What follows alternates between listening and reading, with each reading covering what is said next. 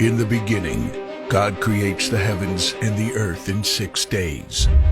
He makes Adam and Eve, who spend their days with God until they give in to temptation by eating from a forbidden tree. Sin enters the world, and things get so bad that God floods the earth and starts over with Noah and his family. Years later, God calls Abraham to follow him with the promise to make Abraham the father of a great nation. Abraham obeys, and God gives him a son, Isaac. Isaac's son Jacob has 12 sons. Joseph, Jacob's favorite, becomes second in command of Egypt. God uses him to save his entire family and Egypt from starvation. Hundreds of years later, the Israelites are slaves in Egypt. Moses is called to lead the Israelites out of slavery. Joshua takes over after Moses and leads the people into the promised land. After Joshua, God raises up judges, temporary military leaders like Deborah, Gideon, and Samson, who protect and fight for God's people.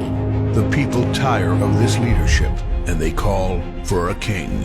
God gives Israel King Saul, King David, and then King Solomon. But it's all downhill from here. The people rebel. The kingdom of Israel is divided, and everyone turns their back on God. Prophets like Elijah, Isaiah, Micah, and Jeremiah warn that if people don't repent of their sins, there will be consequences. But the people ignore their warnings. The divided kingdoms are conquered, and God's people face captivity in foreign lands.